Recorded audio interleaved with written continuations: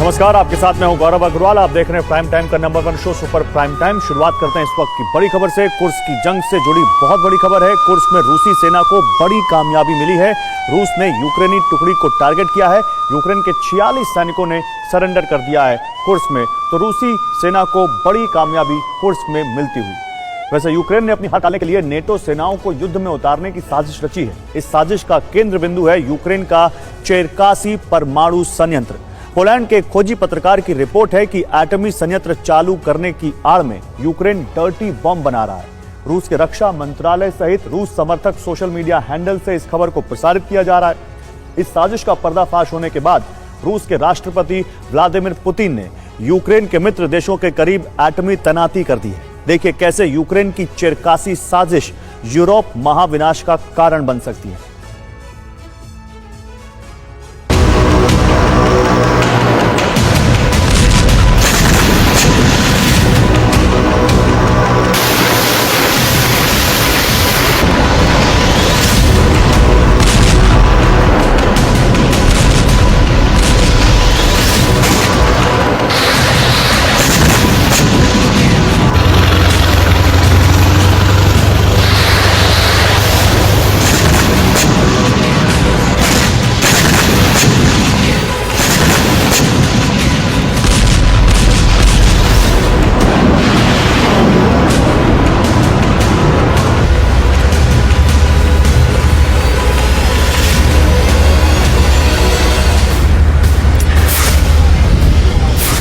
Ukraine युद्ध में एक नया एटमी षड्यंत्र शुरू हो चुका है और इस षड्यंत्र को यूरोप में डर्टी बम विस्फोट का आधार माना जा रहा है।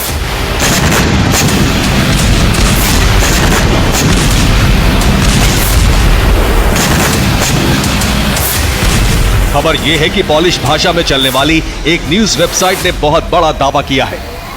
नीजलेज़नी ज़िनिक पॉलिटिस्नी नाम की इस वेबसाइट ने दावा किया है कि यूक्रेन डर्टी बम बनाने के लिए एक नया न्यूक्लियर पावर प्लांट बना रहा है।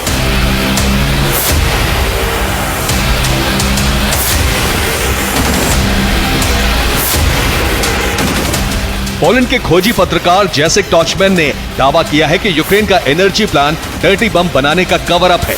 यूक्रेन चेरकेसी में चिग्रिन्स्की न्यूक्लियर पावर प्लांट बना रहा है। इस प्लांट के लिए न्यूक्लियर फ्यूल पश्चिमी देशों से मंगाया जा रहा है। इसके साथ ही यहां दुनिया के परमाणु प्लांट का परमाणु कचरा जमा किया जा रहा है।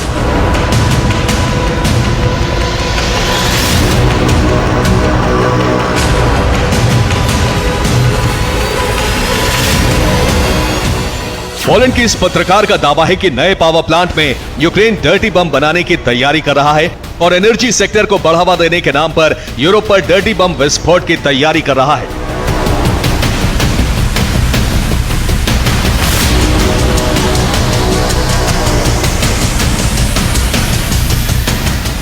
सवाल यह है कि यूक्रेन ऐसी साजिश क्यों करेगा। दरअसल रूस के बारूद से दहकता यूक्रेन लॉन्ग रेंज हमलों की इजाजत चाहता है ताकि वो रूस के उन अहम ठिकानों को तबाह कर सके जहां से यूक्रेन की जमीन पर हमले किए जाते हैं।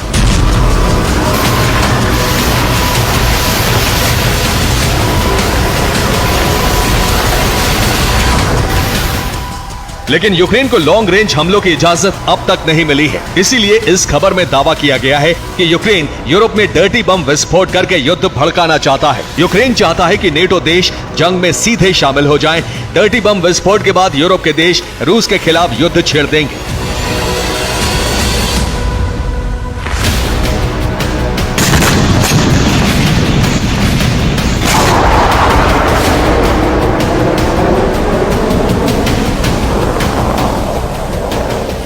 हालांकि यूक्रेन ने पॉलिश वेबसाइट की इस खबर का खंडन किया है। यूक्रेन फॉर्म नाम की वेबसाइट ने कहा है कि पॉलिश भाषा में छापी गई ये खबर रूस का प्रोपेगेंडा है। लेकिन इस साजिश की खबर के बाद रूस ने इस मुद्दे को दुनिया के सामने उठाया और पूरे यूरोप के लिए इसे खतरा करार दिया है।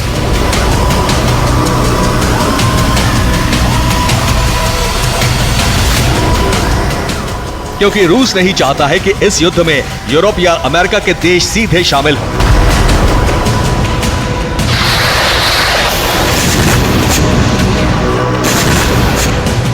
रूस ने इसके साथ ही यूक्रेन सहित अमेरिका तक को न्यूक्लियर वार्निंग भी जारी कर दी है।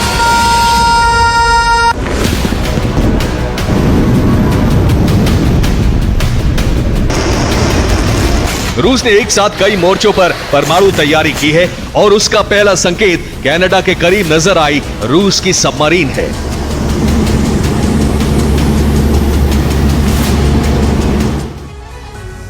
तो बुल्गारियन मिलिट्री का दावा है कि कनाडा के करीब रूस की सबमरीन नजर आई। इस सबमरीन का नाम एम्परर अलेक्जेंडर III है, जो परमाणु ऊर्जा से चलती है। रूस की यह सबमरीन ईस्टर्न आर्कटिक सेक्टर में नजर आई है। रिपोर्ट है कि यह सबमरीन आर्कटिक महासागर का चक्कर लगा चुकी है। एम्परर ने बर्फ के नीचे 7400 किलोमीटर की यात्रा पूरी की है। माना जा रहा है कि रूस के इस सबमरीन ने अंडर आइस वॉरफेयर का अभ्यास, यानी बर्फ की मोटी परत के नीचे मिसाइल और टॉर्पीडो दागने का अभ्यास किया है।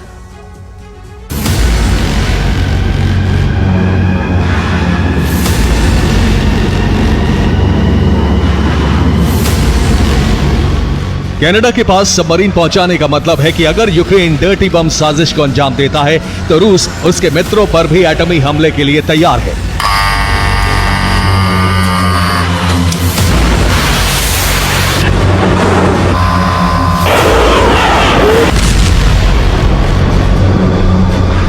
दूसरी तरफ यूक्रेन को उसी की भाषा में जवाब देने के लिए रूस ने ज़ैपोरिज़िया में बड़ी बारूदी तैनाती कर दी है।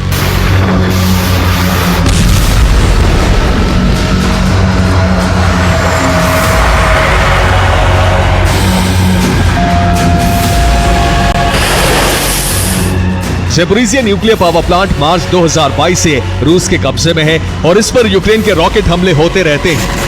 लेकिन रूस ने अब इसे एक ऐसे विस्फोटक में बदल दिया है जिस पर रॉकेट गिरते ही रिएक्टर तक आंच पहुंच सकती है।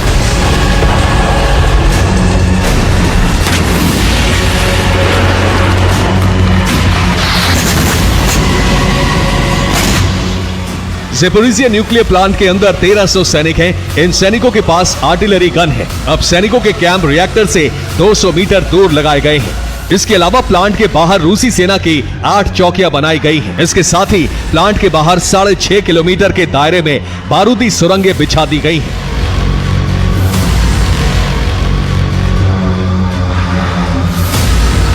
पंद्रह दिन पहले ही IAEA प्रमुख राफेल ग्रॉसी ने इस प्लांट का दौरा किया था और अब यह प्लांट सबसे बड़े बारूदी खतरे से घिर चुका है।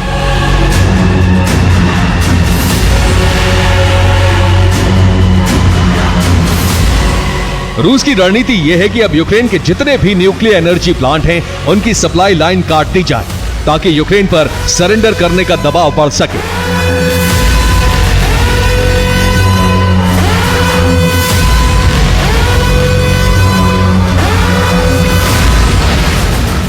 यूक्रेन के खमेलनित्स्की, रिन्वे, युजनोख्रेंस्क और ज़ैपोरिज़िया में एक्टिव न्यूक्लियर पावर प्लांट हैं। ज़ैपोरिज़िया प्लांट पर रूस का कब्जा हो चुका है और रूस इस वक्त रिन्वे में लगातार हमले कर रहा है।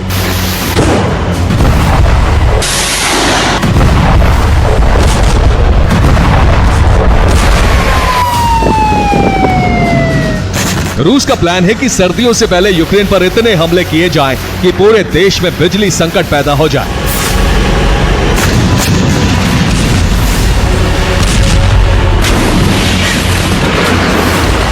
यूक्रेन भी रूस की इस रणनीति को जानता है और इसीलिए लॉन्ग रेंज हमलों की इजाजत मांग रहा है। लेकिन नेटो देशों की टालमटोल जारी है और इसीलिए आशंका जताई गई है कि यूक्रेन डर्टी बम विस्फोट की साजिश रच रहा है। Bureau report, TV9 Bharatvarsh. और कुर्स्क में रूसी सेना का बड़ा हमले में यूक्रेन का सैन्य वाहन ध्वस्त हो गया है। तो रूसी सेना ने बड़ा हमला किया कुर्स्क में।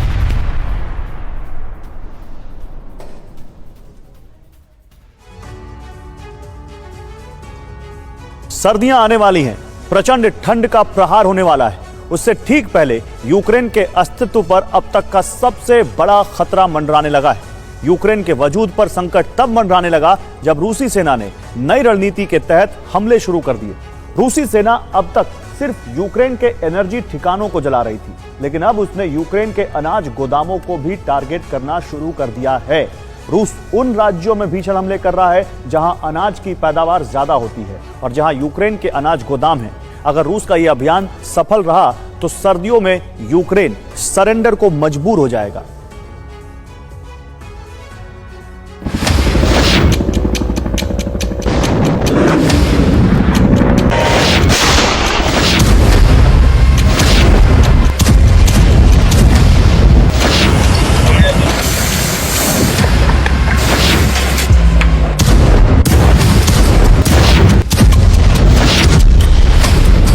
सर्दी से ठीक पहले रूसी सेना ने यूक्रेन को नए सिरे से जलाना शुरू कर दिया है।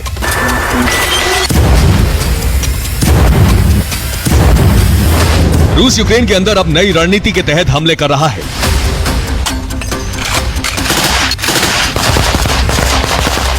रूस के ये वो हमले हैं जिससे सर्दी में यूक्रेन ठंड से जम सकता है।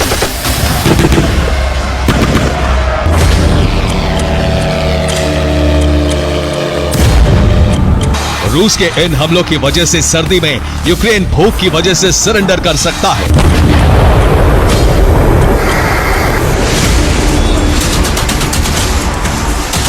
जी हां, रूस ने अब यूक्रेन की बिजली के साथ साथ अनाजों को भी तबाह करना शुरू कर दिया है। रूसी सेना ने यूक्रेन के ऊर्जा और अनाज ठिकानों पर ऑल राउंड अटैक शुरू कर दिया है।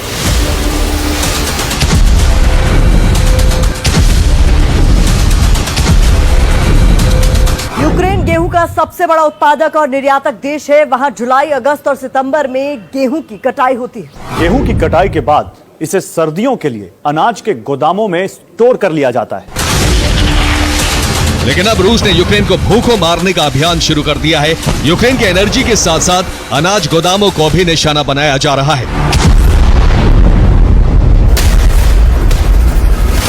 ताकि सर्दी में यूक्रेन को ना तो बिजली मिल सके और ना ही खाना। रूस यूक्रेन के उन प्रांतों में सबसे ज्यादा हमले कर रहा है जहां अनाज की पैदावार सबसे ज्यादा होती है।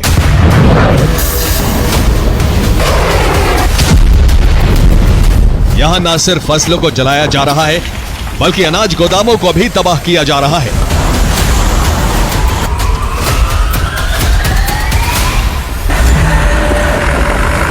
कीव में रूस ने 56 ड्रोन दागे। यूक्रेन का दावा है कि उसने रूस के 53 ड्रोन को हवा में ही तबाह कर दिया। कीव में रूस के हमले की वजह से कई घर और गाड़ियां बर्बाद हो गईं।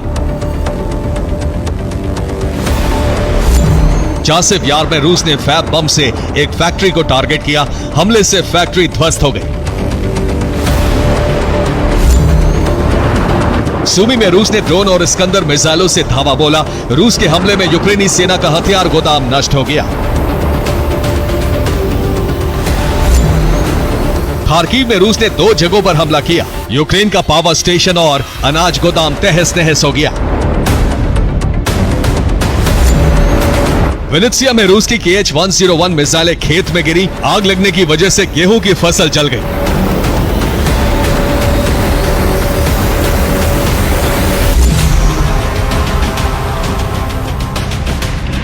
सवाल यही है कि आखिर रूसी सेना यूक्रेन के ऊर्जा ठिकानों और अनाज को क्यों बर्बाद कर रही है।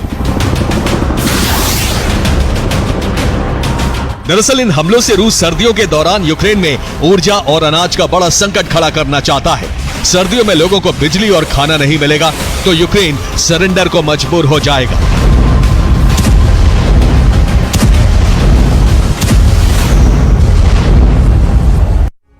सर्दियों में यूक्रेन कैसे जमने जा रहा है, इसका अंदाजा आप इस बात से लगाइए कि सर्दियों में यूक्रेन को 18 गीगावाट बिजली की जरूरत होती है। लेकिन सच यह है कि रूस के भीषण हमलों की वजह से यूक्रेन के एनर्जी सेक्टर को बहुत ज्यादा नुकसान पहुंच चुका है। यूक्रेन में अब 9 गीगावाट बिजली की उत्पादन कम हो रही है। यानी सर्दियों में यूक्रेन को जितनी बिजली की जरूरत होगी उसका आधा ही उसे मिल पाएगा। यूक्रेन में थर्मल पावर के उत्पादन में 85% की कमी आ चुकी है। हाइड्रो पावर का उत्पादन 35%, तो न्यूक्लियर पावर का उत्पादन 25% घट गया है।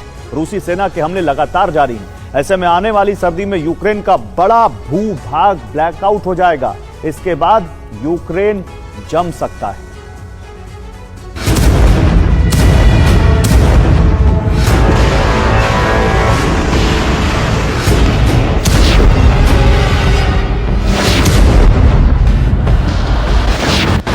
पिछले 2 सालों में रूस ने यूक्रेन को सर्दियों में ऊर्जा विहीन करने की कोशिश की थी, लेकिन इस बार वो यूक्रेन में बिजली के साथ साथ अनाज संकट भी पैदा करना चाह रहा है।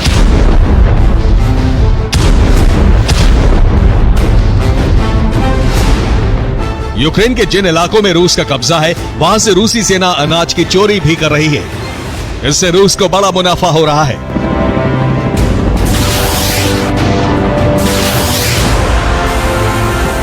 रूस को यूक्रेन से चोरी किए गए अनाज बेचने से 8,400 करोड़ रुपए का मुनाफा हुआ है।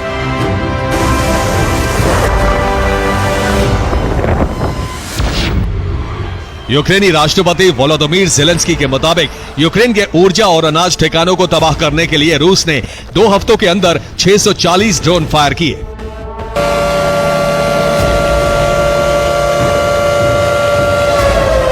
रूस के खतरनाक मंसूबों से न सिर्फ कीव बल्कि लंदन और वॉशिंगटन भी भयभीत हैं। यूक्रेनी फोर्स रूस के अभियान को नाकाम करने में जुट गई हैं। इस वजह से फ्रंट लाइन पर भयावह जंग छिड़ गई है।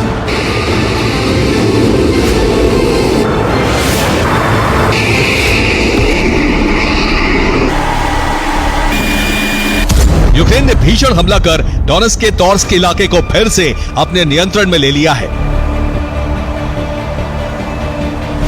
पोक्रोवस्क में रूस और यूक्रेनी सेना में आमने सामने की खतरनाक जंग चल रही है। यूक्रेनी फोर्स अब नए ड्रोन और एंटी टैंक माइंस से हमले कर रूस को आगे बढ़ने से रोक रही है। ज़ेपोरिजिया में रूसी सेना ने धावा बोला, रूस के हमले में यूक्रेन का ठिकाना समाप्त हो गया।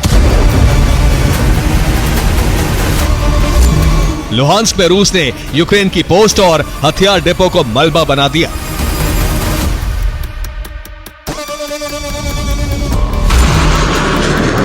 रूस के हमलों की वजह से यूक्रेन में बहुत बड़ा सैन्य संहार हो रहा है। रूस ने 24 घंटे के अंदर यूक्रेन के 600 सैनिकों को खत्म कर दिया। रूसी हमले में यूक्रेन के 4 हथियार डिपो और 3 इलेक्ट्रॉनिक वॉरफेयर स्टेशन भी भस्म हो गए। युद्ध के मैदान से आ रही वॉर रिपोर्ट बता रही है कि हथियारों और एयर डिफेंस सिस्टम की कमी की वजह से यूक्रेन तबाह होने को मजबूर है। अगर अमेरिका और नेटो ने यूक्रेन को जरूरी एयर डिफेंस नहीं दिए तो सर्दी में यूक्रेन का वजूद मिट सकता है। Bureau report, TV9 Bharatvarsh.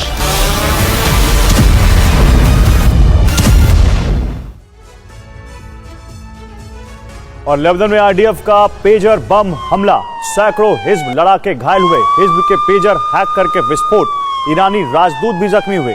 Pager इस्तेमाल करता है हिज्ब। तो देखिए, एक बहुत बड़ा हमला पेजर इस्तेमाल करके, हिज्ब के पेपर हैक करके विस्फोट, ईरानी राजदूत भी इसमें जख्मी हुए हैं और ये सैकड़ों हिज्ब लड़ाके घायल हुए हैं, हिज्ब क्योंकि पेजर इस्तेमाल करता है। तो देखिए, कुर्स्क कब्जे का हट यूक्रेन के लिए बेहद घातक साबित होने लगा है। रूस ने 38,000 सैनिकों की तैनाती कर दी है और अब लगातार यूक्रेनी सैनिकों का संहार हो रहा है। कुर्स्क में सैन्य वाहनों और यूक्रेनी टैंक भी भस्म हो रहे हैं। माना जा रहा है कि सैनिकों के खत्म होने से यूक्रेन अपनी सुरक्षा करने लायक नहीं रहेगा और कुर्स्क की वजह से ज़ेलेंस्की पूरा यूक्रेन हार सकते हैं। डर यह भी है कि हार टालने के लिए ज़ेलेंस्की ज़ेपोरिजिया या कुर्स्क पावर प्लांट से परमाणु रेडिएशन का धमाका कर सकते हैं और पूरा यूरोप एटमी संकट से घिर सकता है।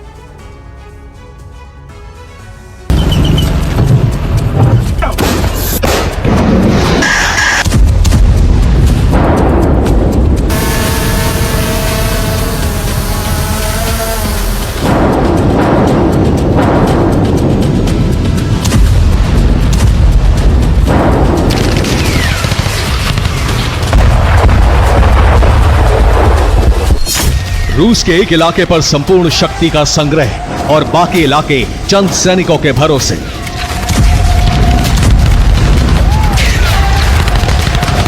ज़ेलेंस्की की ऐसी रणनीति ने रूस को जीत की नई उम्मीद दी है और नेटो को बहुत ज्यादा तनाव।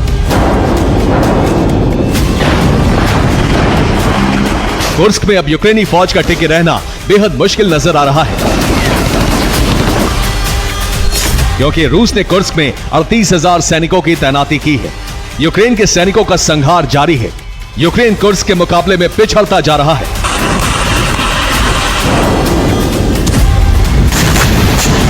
यूक्रेन के पास रूस की विशाल सेना से मुकाबले के लिए सैनिक नहीं है।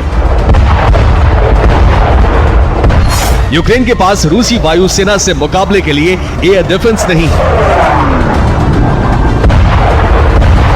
रूस के ग्लाइड बम, फैब बम से बचने का यूक्रेनी फौज के पास कोई साधन नहीं है।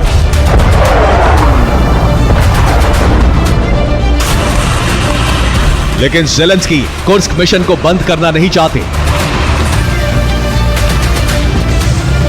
नतीजा यह हो रहा है कि कुर्स्क में रूसी सैनिकों की कामयाबी बढ़ती जा रही है और यूक्रेनी सेना के नुकसान का आंकड़ा बढ़ रहा है। ज़ेलेंस्की के लिए सबसे चिंता वाली बात है यूक्रेनी सैनिकों की लगातार मौत, जिसका आंकड़ा जल्द 1500 हो सकता है। कुर्स्क में कई जगहों पर यूक्रेनी सैनिक घिर गए हैं। कुर्स्क में यूक्रेनी सैनिक लगातार सरेंडर कर रहे हैं। कुर्स्क में यूक्रेनी सैनिक ग्लाइड बम का शिकार बन रहे हैं।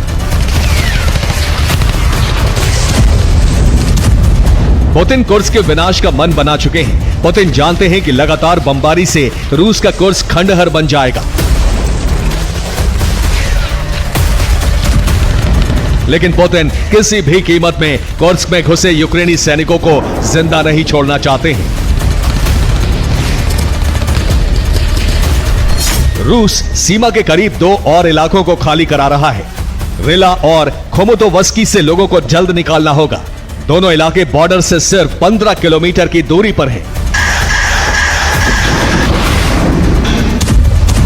रूस के इस ऑर्डर से मकसद साफ हो रहा है। रूसी वायुसेना हर उस इलाके को तबाह कर रही है जहां यूक्रेनी सैनिकों ने कब्जा कर लिया है।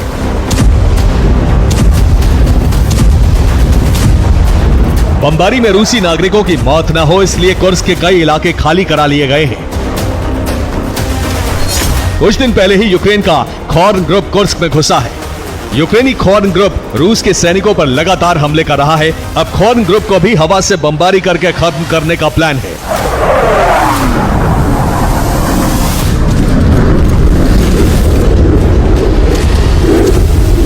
फिलहाल यूक्रेनी फौज कुर्स्क के ग्लुश्कोवो में इकट्ठा हो रही है। यहां से लोगों को निकाला नहीं जा सका है, इसलिए अब यहां रूसी वायुसेना का ऑपरेशन शुरू नहीं हुआ है।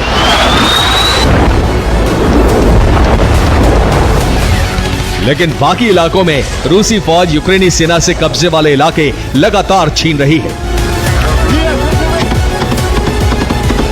रूसी रक्षा मंत्रालय का दावा है कि कुर्स्क में यूक्रेन के कब्जे वाले ज्यादातर इलाके खाली करा लिए गए हैं।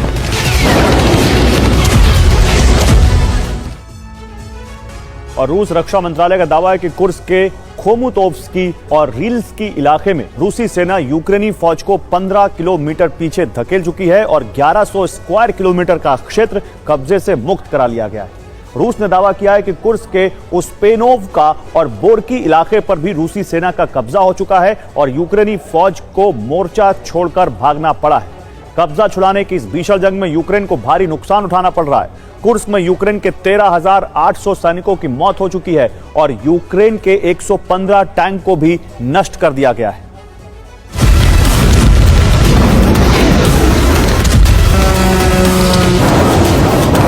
यूक्रेन की सेना कुर्स्क में पूरी ताकत के साथ दाखिल हुई थी ताकि रूसी सेना की डिफेंस लाइन को तोड़ा जा सके। कुर्स्क में रूसी सेना को खुद को मजबूत बनाने में थोड़ा वक्त जरूर लगा, लेकिन अब यूक्रेनी सेना अपने हथियार गंवाने के साथ ही सैनिकों को भी गंवा रही है। अब तक कुर्स्क में यूक्रेन के 44 लड़ाकू वाहन नष्ट हो चुके हैं। 729 बख्तरबंद गाड़ियां जल चुकी हैं। 439 सैन्य वाहन भस्म हो चुके हैं। इतने बड़े पैमाने पर आर्टिलरी और वाहनों को खोने के बाद यूक्रेनी सैनिक पैदल हैं और जंगलों में छिपकर युद्ध लड़ रहे हैं। यूक्रेन के सैनिकों के पास राइफल, रॉकेट लॉन्चर और ग्रेनेड लॉन्चर जैसे हथियार ही बचे हैं।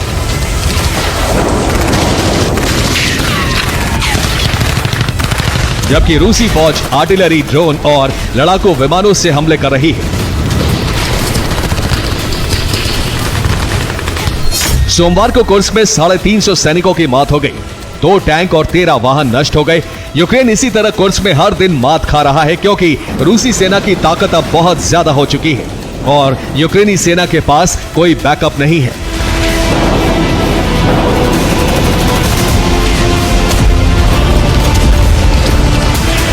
दूसरे देश की जमीन पर युद्ध लड़ने के लिए सप्लाई लाइन का सक्रिय रहना बेहद जरूरी है, लेकिन सुमी की सप्लाई लाइन को रूस ने ब्लॉक कर दिया है।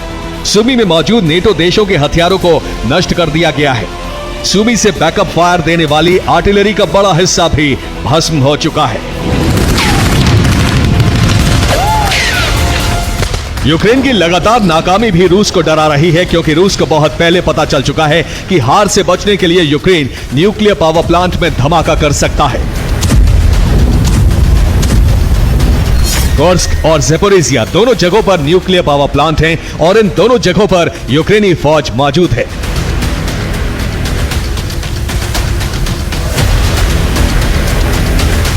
ऐसे में रूस को डर है कि ड्रोन से यूक्रेन पावर प्लांट पर हमला कर सकता है ताकि कुर्स्क की हार को टाला जा सके।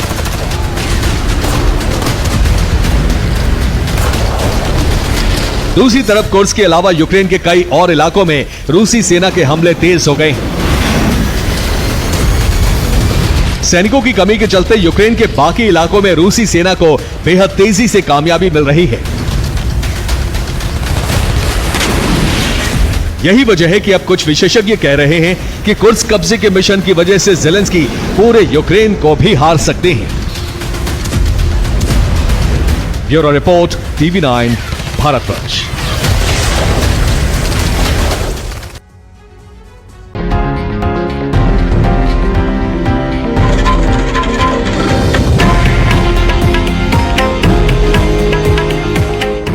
ये है देश का नंबर 1 न्यूज नेटवर्क और आप देख रहे हैं TV9 भारतवर्ष। फिक्र आपकी, परवाह देश की।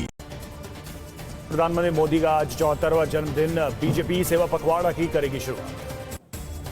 पीएम मोदी के जन्मदिन पर रक्तदान शिविर की शुरुआत करेंगे जेपी नड्डा। पीएम के जीवन पर आधारित प्रदर्शनी का करेंगे उद्घाटन। पीएम को मिले 600 से ज्यादा तोहफों की आज होगी नीलामी। संस्कृति मंत्री गजेंद्र शेखावत ने दी जानकारी। अमित शाह और एस जयशंकर ने पीएम मोदी को दी जन्मदिन की बधाई। शाह ने कहा, प्रधानमंत्री ने दुनिया में बढ़ाया भारत का मान। सीएम योगी और एकनाथ शिंदे ने पीएम को बधाई दी। पीएम को बताया भारत के अमृतकाल का साथी। आज ओडिशा के दौरे पर प्रधानमंत्री मोदी 3800 करोड़ की देंगे सौगात। पीएम आवास योजना के लाभार्थियों से करेंगे संवाद।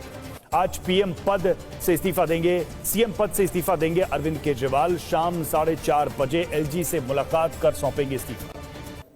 सुबह 11 बजे आम आदमी पार्टी की विधायक दल की बैठक। नए सीएम के नाम का होगा ऐलान। केजरीवाल के आवास पर होगी बैठक। दिल्ली में आम आदमी पार्टी के नेताओं के खिलाफ लोगों के घर जाएंगे बीजेपी नेता। केजरीवाल और आम आदमी पार्टी नेताओं पर लगे आरोपों के बारे में बताएंगे। कोलकाता कांड को लेकर ममता बनर्जी के साथ जूनियर डॉक्टर्स की मुलाकात मुख्यमंत्री ने मानी जी के साथ।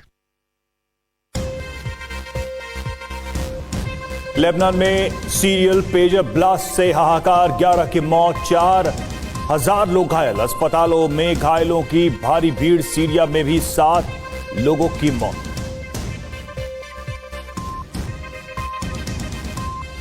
सीरियल पेजर ब्लास्ट से बौखलाया हिजबुल्लाह का। इजरायल को जरूर मिलेगी इसकी सजा। पीएम नेतन्याहू ने रक्षा मंत्री और सेना के अधिकारियों के साथ की बैठक। अमेरिका ने ईरान को जंग न भड़काने की दी चेतावनी। जम्मू कश्मीर में आज विधानसभा चुनाव के पहले चरण का मतदान। जम्मू के 3 और घाटी के 4 जिलों की 24 सीटों पर आज वोटिंग। 10 साल बाद सीएम चुनने के लिए वोट करेंगे जम्मू कश्मीर के लोग। हरियाणा चुनाव के लिए कांग्रेस आज जारी करेगी घोषणा पत्र। कांग्रेस अध्यक्ष मल्लिकार्जुन खड़गे जारी करेंगे कांग्रेस का गारंटी पत्र। टीम इंडिया ने 5वीं बार जीता एशियन चैंपियंस ट्रॉफी का खिताब। पीएम मोदी ने दी टीम इंडिया को बधाई। कहा, आपके समर्पण ने देश को गौरवान्वित किया। चीन को 1-0 से हराया। लालबाग के राजा के दर्शन के लिए सड़कों पर उमड़ा भक्तों का सैलाब। मुंबई में आज धूमधाम से किया जा रहा है विसर्जन।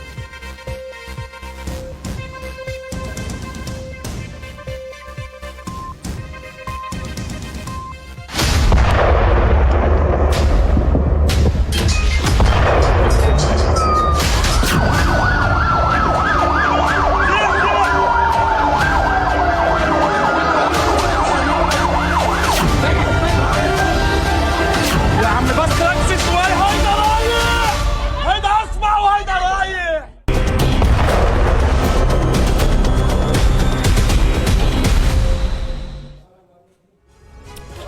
नमस्कार, स्वागत है आपका। मैं हूं आपके साथ रवि मिश्रा। बुलेटिन की शुरुआत करेंगे लेबनान और सीरिया में हुए पेजर हमले से। कल एक के बाद एक हुए सीरियल अटैक ने पूरी दुनिया को चौंका दिया। यह साइबर अटैक है जिसमें सीरिया से लेकर लेबनान तक हजारों लोगों के पेजर्स में धमाके से जबरदस्त तबाही हुई है।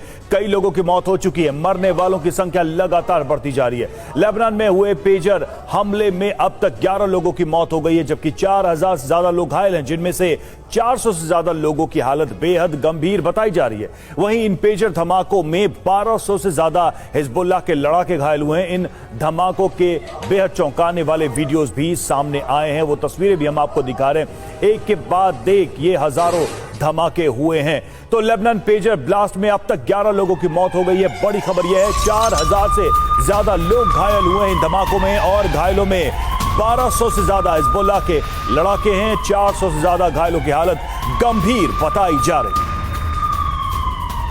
तस्वीरें आप देखिए, अब तस्वीरें निकलकर सामने आ रही हैं। बड़ी संख्या में लोग घायल हुए हैं और यह भी बताया जा रहा है कि इसमें हिजबुल्लाह के लड़ाके भी बड़ी संख्या में शामिल हैं। घायलों में 1200 से ज्यादा हिजबुल्लाह के लड़ाके हैं। एक के बाद एक ये सीरियल पेजर ब्लास्ट हुआ है और इस ब्लास्ट में अभी तक 11 लोगों के मारे जाने की सूचना मिल रही है। हालांकि कई लोग बहुत सीरियसली इंजर्ड हैं, गंभीर रूप से घायल हैं, जिनका इलाज किया जा रहा है। 4000 से ज्यादा लोग घायल हैं, जिसमें 1200 से ज्यादा हिजबुल्लाह के लड़ाके हैं।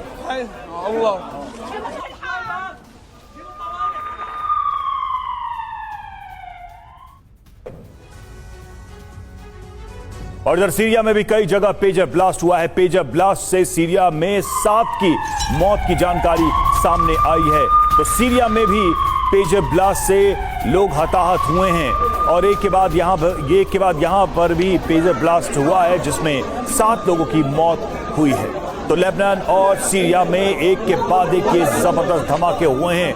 पूरी दुनिया में इन धमाकों के बाद से सनसनी मच गई है। साइबर वॉर का ये बिल्कुल नया चेहरा सामने नजर आया।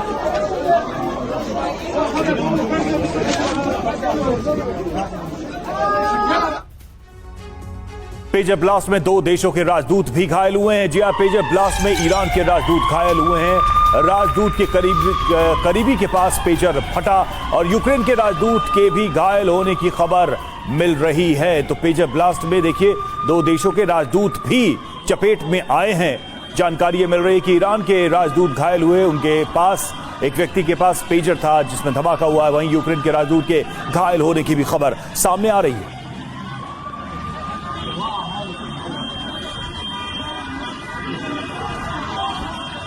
और पेजर ब्लास्ट का एक और नया वीडियो सामने आया, वो हम आपको दिखा रहे हैं। सब्जी खरीद रहे शख्स के पेजर में धमाका हुआ। ब्लास्ट के बाद घायल हुआ शख्स। पेजर ब्लास्ट के बाद बाजार में मची अफरा तफरी। ये देखिए तस्वीरें, जब सब्जी खरीद रहा था उसी दौरान ये पेजर ब्लास्ट होता है और उसके बाद चारों तरफ अफरा तफरी मच जाती है।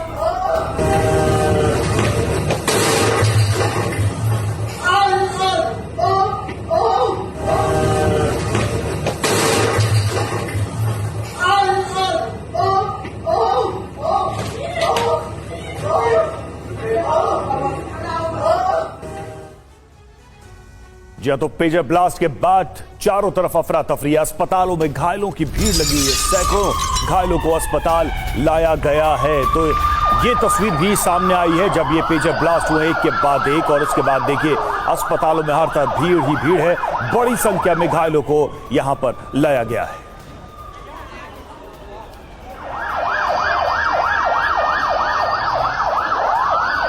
पेजर ब्लास्ट होने के बाद से अस्पतालों पर किस तरह से भीड़ है, ये आप इन तस्वीरों में देख सकते हैं। एम्बुलेंस की लाइन लगी हुई है, घायलों को पहुंचाया जा रहा है, उनको जल्द से जल्द इलाज देने की कोशिश की जा रही है। बड़ी संख्या में लोग घायल हैं, जिसमें गंभीरों की संख्या भी काफी है। गंभीर रूप से घायल लोगों की भी संख्या काफी है। लेबनान में 11 और सीरिया में 7 लोगों की मौत हुई है और बड़ी संख्या में लोग घायल हुए हैं।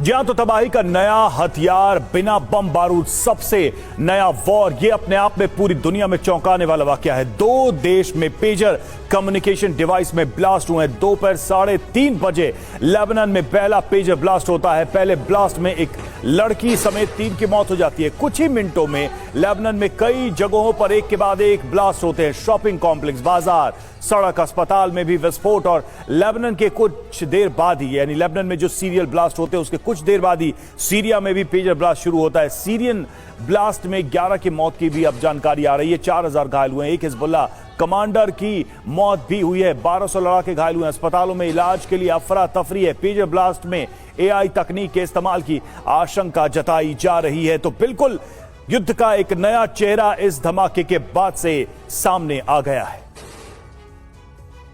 इस पर बातचीत करने के लिए हमारे साथ स्टूडियो में इस वक्त हमारे मेहमान भी जुड़ चुके हैं। हमारे साथ brigadier retired Sharadendu, defence expert, और कर्नल रिटायर्ड US राठौड़ हमारे साथ डिफेंस एक्सपर्ट जुड़े हैं। मनीष झा भी हमारे संवाददाता इस वक्त जुड़े हैं। सुमित चौधरी भी हमारे साथ जुड़ेंगे। सबसे पहले राठौड़ सर, आपसे हम समझना चाहेंगे, क्या ये जो हमला है या ये जो धमाके हैं, इसने वॉर के डेफिनेशन को बदल दिया है?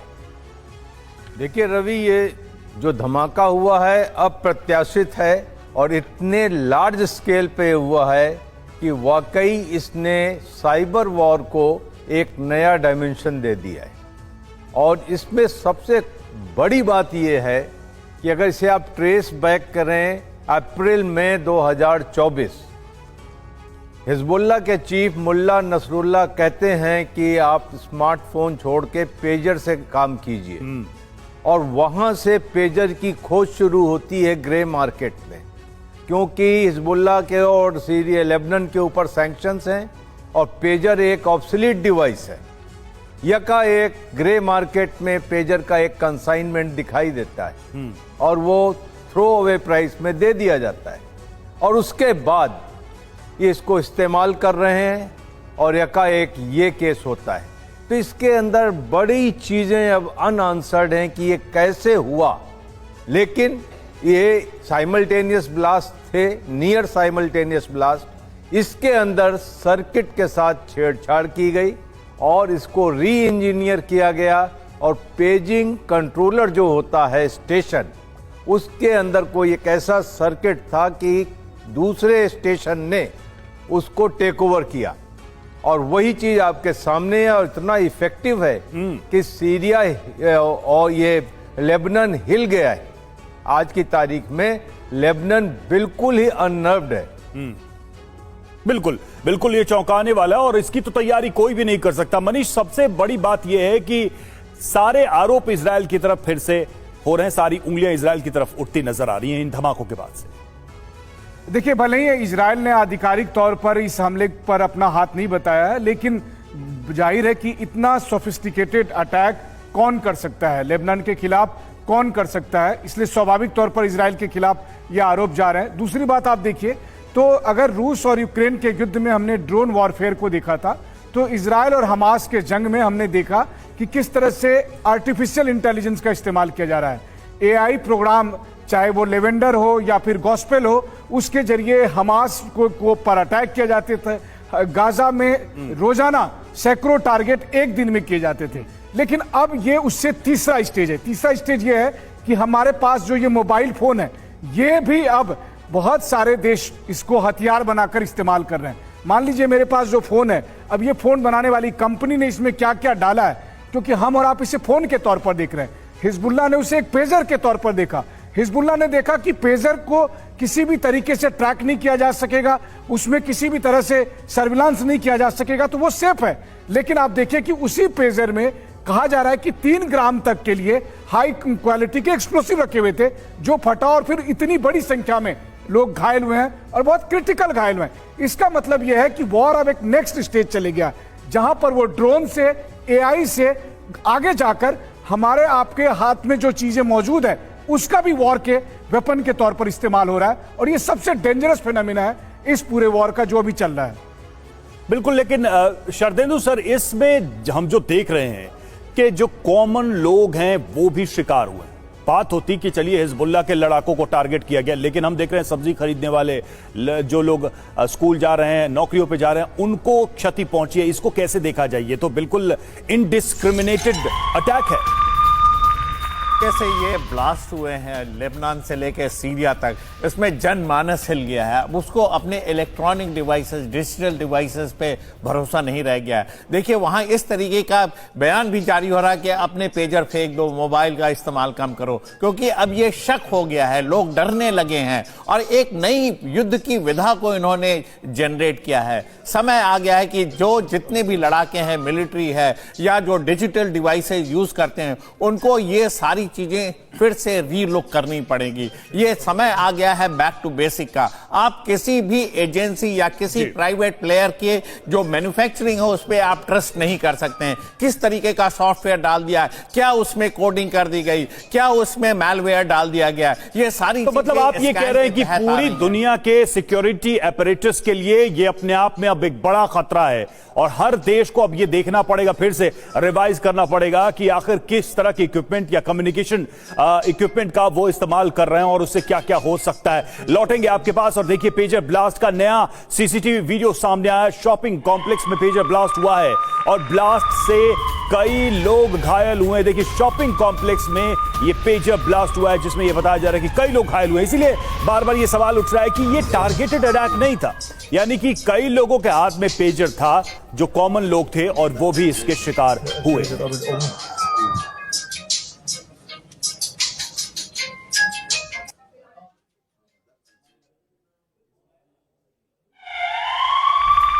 और पेजर ब्लास्ट का नया वीडियो सामने आया है। देखिए बीच बाजार पेजर ब्लास्ट से युवक घायल हुआ, घायल युवक को पहुंचाया गया अस्पताल।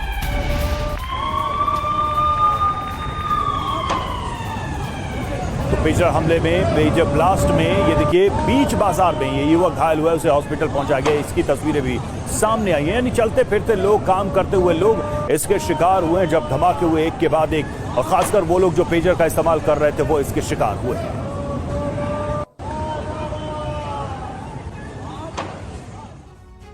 और पेजर हमले में सांसद के बेटे की मौत, पेजर ब्लास्ट में सांसद के बेटे की मौत हुई है। सांसद अली अम्मार के बेटे की मौत हो गई है। हिजबुल्लाह लीडर हैं अली अम्मार।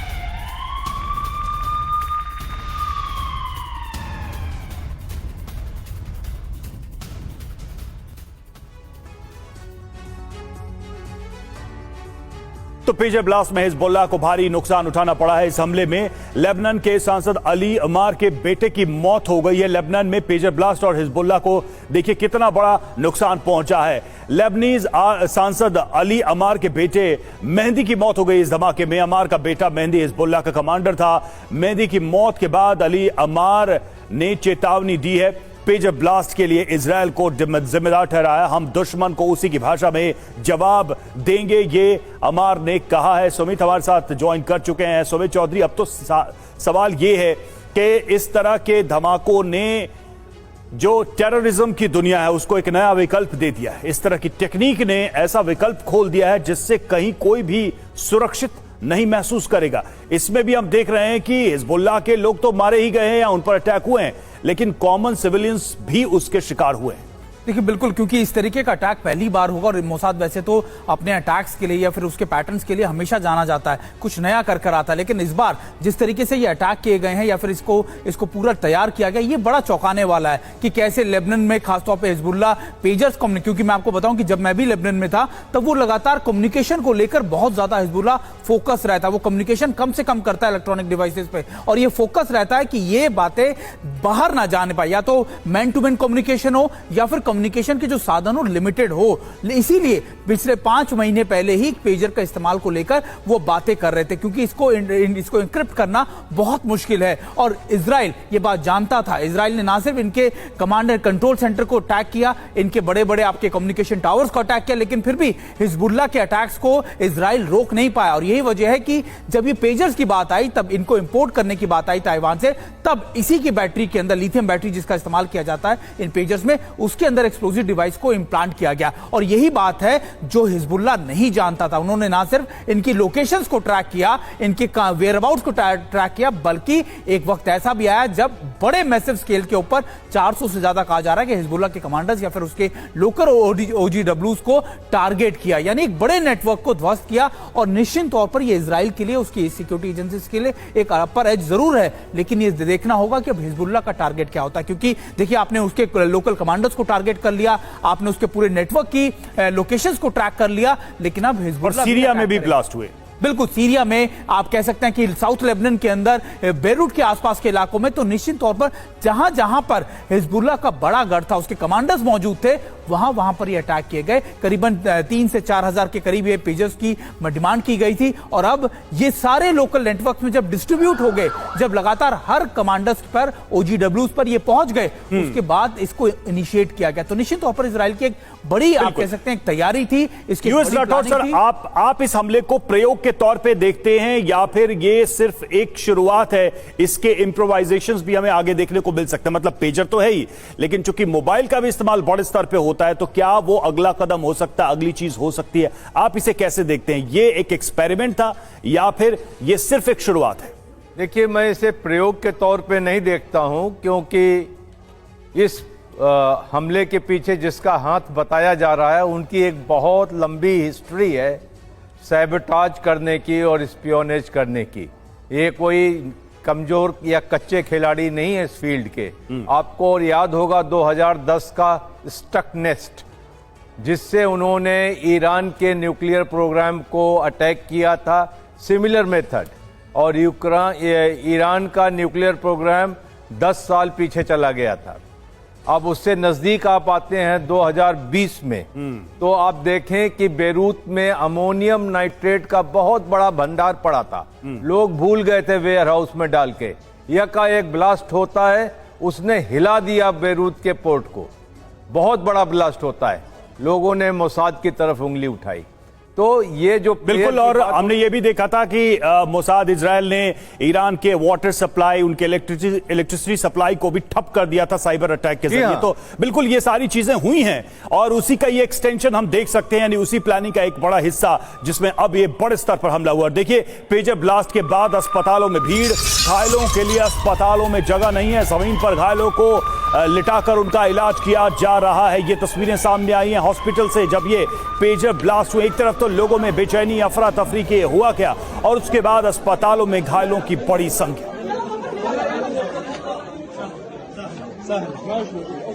और एक के बाद एक पेजर ब्लास्ट के नए नए वीडियोस भी सामने आ रहे। एक और वीडियो सामने आया, पेजर ब्लास्ट से भीषण तबाही मची है। देखिए, पेजर ब्लास्ट के बाद किस तरह के हालात बने हैं और हर तरफ लोग जो है इसके शिकार हुए हैं, हिजबुल्लाह के कमांडर्स शिकार हुए हैं। ये देखिए, पेजर धमाके के बाद की ये तस्वीरें।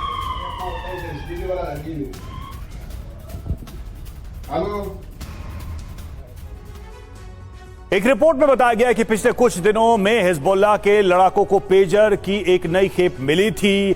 पेजर बम का खूनी खेल यहीं से शुरू हुआ, यह दावा किया जा रहा है। जरा कुछ महत्वपूर्ण बातें समझते हैं, कहां से आया ये सारा पेजर का कंसाइनमेंट? तो जॉर्डन से ये खरीदे गए और क्यों खरीदा था? देखिए, हिजबुल्लाह के लड़ाकों के लिए खरीदा गया था। जैसा कि सुमित भी बता रहे थे कि कम्युनिकेशन को लेकर बहुत हिजबुल्लाह अलर्ट रहता है। पेजर्स को हैक करके ये धमाका किया गया, ये जानकारी सामने आई है अभी तक। और ऑर्गेनाइज्ड सिस्टम से टाइमिंग सेट करके ये ब्लास्ट किए गए। कहां कहां ब्लास्ट किए गए? लेबनान और सीरिया में ये सीरियल धमाके हुए हैं, ये ब्लास्ट हुए हैं, जिसमें पेजर यूज करने वाले तमाम लोग घायल हुए या तो मारे गए। और हिजबुल्लाह के प्रमुख को लेकर एक और बड़ी खबर सामने आ रही है। पेजर ब्लास्ट में हिजबुल्लाह प्रमुख सैयद नसरुल्लाह सुरक्षित। सैयद नसरुल्लाह को लेकर यह जानकारी सामने आ रही है, नसरुल्लाह सुरक्षित। सैयद नसरुल्लाह के आसपास कोई ब्लास्ट नहीं हुआ है। तो यह बड़ी जानकारी नसरुल्लाह को लेकर सामने आ रही है। और पेजर हमले पर हिजबुल्लाह का बयान सामने आया। क्या है वो बयान, वो आपको बताते हैं। हमले के पीछे इजराइल का हाथ, ये सीधे आरोप हिजबुल्लाह ने लगाया। इजराइल के ऊपर कई डिवाइसेस को एक साथ टारगेट किया गया, ये कहा है हिजबुल्लाह।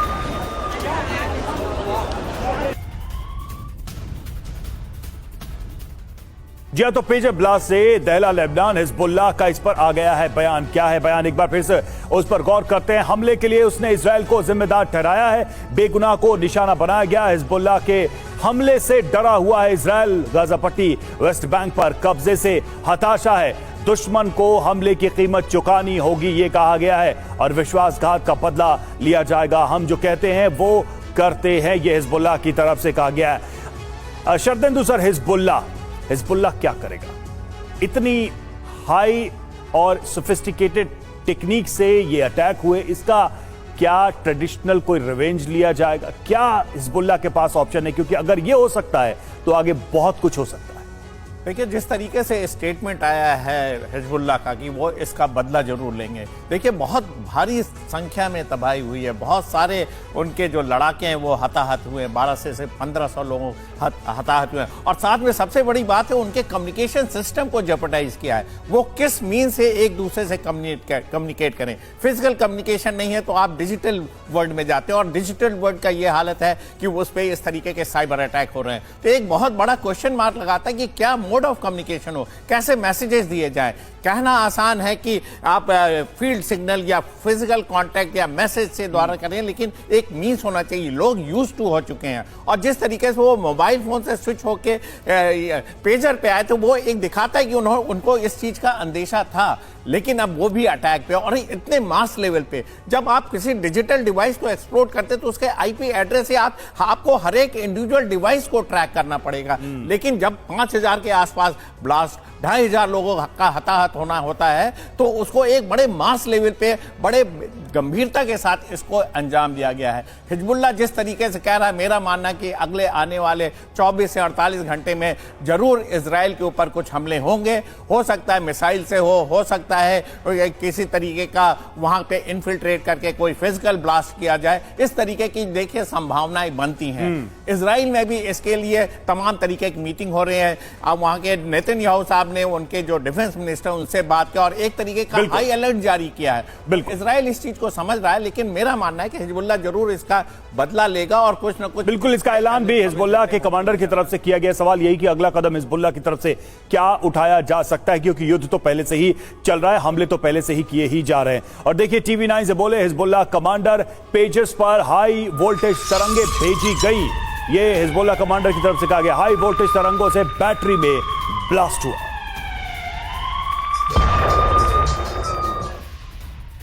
और पेजर ब्लास्ट से लेबनान में हालात बेकाबू हो गए। अस्पतालों में घायलों को नहीं मिल रहा बेड, अस्पताल में हर तरफ नजर आ रहे हैं घायल।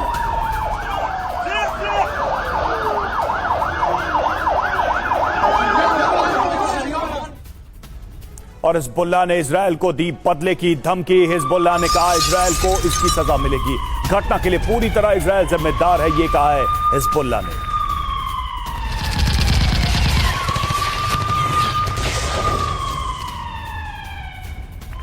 और इजराइल पर हमले के लिए तैयारी में हिजबुल्लाह के हमले को लेकर इजराइल अलर्ट पर है। संभावित हमले पर इजराइल अलर्ट पर है। हिजबुल्लाह ने चेतावनी भी दी है और इसको देखते हुए भी इजराइल अलर्ट मोड में।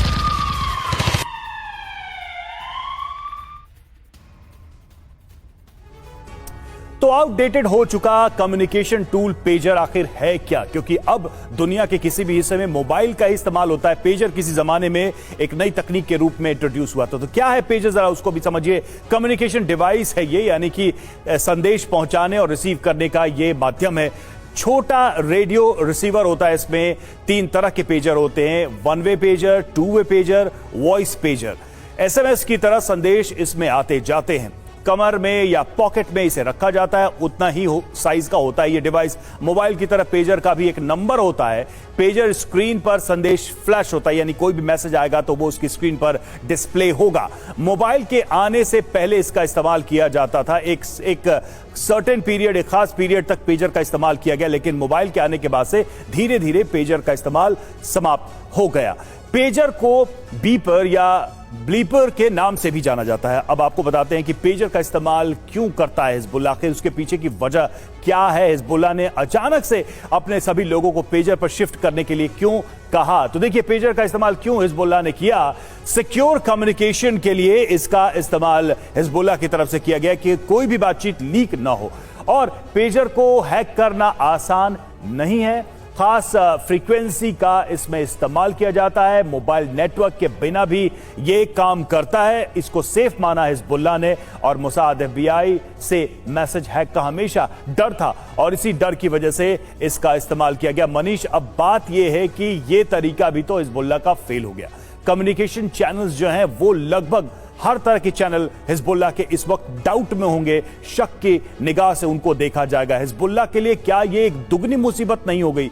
वो कह तो रहा है कि हम इजराइल पर को जवाब देंगे, लेकिन बेसिक कम्युनिकेशन चैनल भी हिजबुल्लाह का डिस्ट्रॉय होता दिखाई दे रहा है। देखिए, ये मसला केवल हिजबुल्लाह का नहीं है, बल्कि पूरी दुनिया की तमाम सुरक्षा एजेंसियां अब इस बात पर विचार कर रही होगी कि आखिर उनको अपने लोगों को अगर सुरक्षित रखना है तो कम्युनिकेशन का मोड क्या होगा, क्योंकि फोन का इस्तेमाल आप कर नहीं सकते, फोन में बहुत ज्यादा सर्विलांस हो सकता है। और ऐसे में जो पेजर का इस्तेमाल होता है, ऐसा नहीं है कि केवल हिजबुल्लाह ऐसा कर रहे हैं, बहुत सारी दुनिया की जो इंटेलिजेंस एजेंसी है, सिक्योरिटी एजेंसी है, वो सब इसका इस्तेमाल करती है। लेकिन इस घटना ने दरअसल एक मैसेज दिया है कि कुछ भी अछूता नहीं है। जो कंपनियां इसे बनाती है या जिन देशों से यह आता है, अगर वहां से स्टेट एजेंसी इन्वॉल्व हो तो फिर वैसी स्थिति में तो क्या इसको ऐसे समझे कि अगर जो ग्लोबल इंपैक्ट की आप बात कर रहे हैं, दुनिया के हर मैन्युफैक्चरर पर अब निगाह कड़ी हो जाएगी, उनके लिए नियम सख्त हो जाएंगे? देखिए, पर्टिकुलर इस घटना को अगर जोड़कर देखूं तो मैं कह सकता हूं कि इसके बाद होगा ये कि किसी भी पश्चिमी देशों के प्रोडक्ट को इस्तेमाल करने से हिजबुल्लाह परहेज करेगा। मसलन ये जो पेजर है ये ताइवान से आया हुआ था, गोल्ड अपोलो कंपनी का था, तो अब वो कोशिश करेंगे कि चाइनीज माल आए या रशियन माल आए ताकि वहां पर ये गुंजाइश कम होगी। लेकिन मामला उससे थोड़ा और बड़ा हो जाता है। सबसे बड़ी बात देखिए, जैसे इस पेजर के साथ हुआ क्या, हिजबुल्लाह की इन्वेस्टिगेशन कहती है कि सभी पेजर में एक मैसेज आया और वो मैसेज में था एरर का मैसेज। जब उसको सॉर्ट आउट करने की कोशिश की गई तो फिर पेजर वाइब्रेट करने लगा और उसके बाद ब्लास्ट हुआ। तो इस प्रोसेस ने दरअसल बताया है जी। ठीक है, बिल्कुल हम इस पर और विस्तार से बातचीत करेंगे। छोटा सा ब्रेक लेना होगा हमें, लेकिन इस खबर पर हमारी नजर बनी हुई है। प्रधानमंत्री मोदी का आज 74वां जन्मदिन, बीजेपी सेवा पखवाड़ा की करेगी शुरुआत। पीएम मोदी के जन्मदिन पर रक्तदान शिविर की शुरुआत करेंगे जेपी नड्डा। पीएम के जीवन पर आधारित प्रदर्शनी का करेंगे उद्घाटन। पीएम को मिले 600 से ज्यादा तोहफों की आज होगी नीलामी। संस्कृति मंत्री गजेंद्र शेखावत ने दी जानकारी। अमित शाह और एस जयशंकर ने पीएम मोदी को दी जन्मदिन की बधाई। शाह ने कहा, प्रधानमंत्री ने दुनिया में बढ़ाया भारत का मान। सीएम योगी और एकनाथ शिंदे ने पीएम को बधाई दी। पीएम को बताया भारत के अमृतकाल का साथी। आज ओडिशा के दौरे पर प्रधानमंत्री मोदी 3800 करोड़ की देंगे सौगात। पीएम आवास योजना के लाभार्थियों से करेंगे संवाद। आज सीएम पद से इस्तीफा देंगे अरविंद केजरीवाल। शाम 4:30 बजे एलजी से मुलाकात कर सौंपेंगे इस्तीफा।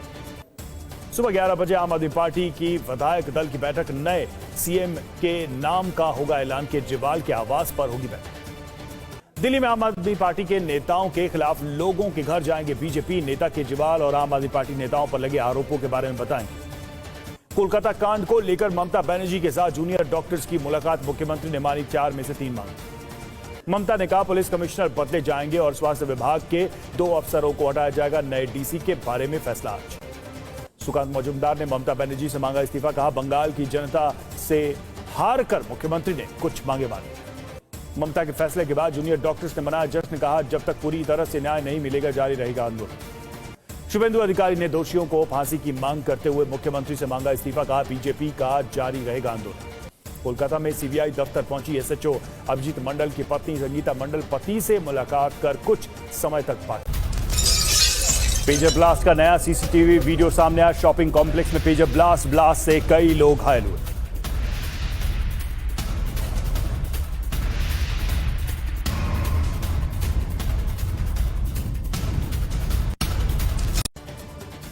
प्रधानमंत्री मोदी का आज 74वां जन्मदिन, बीजेपी सेवा पखवाड़ा की करेगी शुरुआत।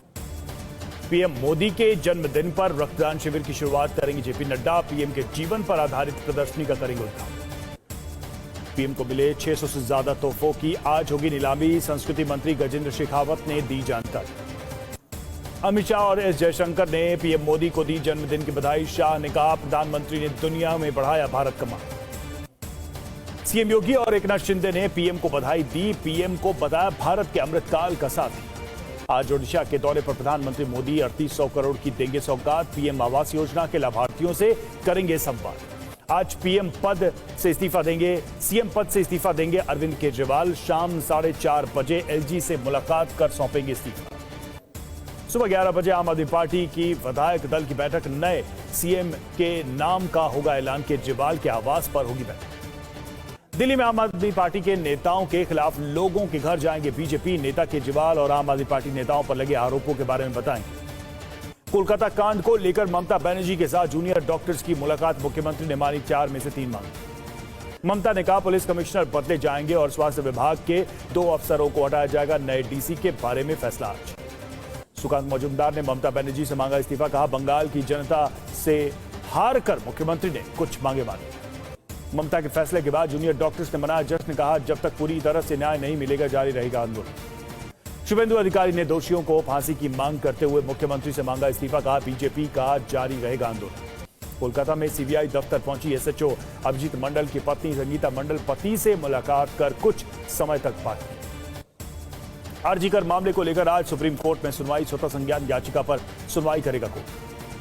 आरजीकर मामले को लेकर कोलकाता में ईडी की छापेमारी। अस्पताल में वित्तीय अनियमितताओं की जांच कर रही है ईडी। मोदी सरकार के तीसरे टर्म के 100 दिन पूरे। अमित शाह पेश कर सकते कामकाज का रिपोर्ट कार्ड। आज हरियाणा दौरे पर अमित शाह भिवानी और फरीदाबाद में जन आशीर्वाद रैली में होंगे शामिल। जम्मू कश्मीर में अमित शाह का बड़ा बयान। आतंकवाद को पाताल में दफन करेंगे कांग्रेस। एनसी गठबंधन आतंकवाद का पोषक। मणिपुर के लोगों को सस्ता सामान उपलब्ध कराएगी सरकार। अमित शाह ने कहा पुलिस कल्याण भंडार आम लोगों के लिए खुले। दिल्ली में एनपीएस वात्सल्य योजना की कल होगी शुरुआत। निर्मला सीतारमण नाबालिग ग्राहकों में वितरित करेंगी PRAN कार्ड। शाही ईदगाह विवाद मामले पर आज सुप्रीम कोर्ट में सुनवाई। मुस्लिम पक्ष की याचिका पर होगी सुनवाई। देश में बुलडोजर एक्शन के खिलाफ आज सुप्रीम कोर्ट में सुनवाई। पिछली सुनवाई में कोर्ट ने और ये मुंबई से तस्वीरें लालबाग के राजा के विसर्जन की तस्वीरें सामने आनी। बड़ी संख्या में लोग सड़कों पर बप्पा को विदाई देने के लिए आज पहुंचे।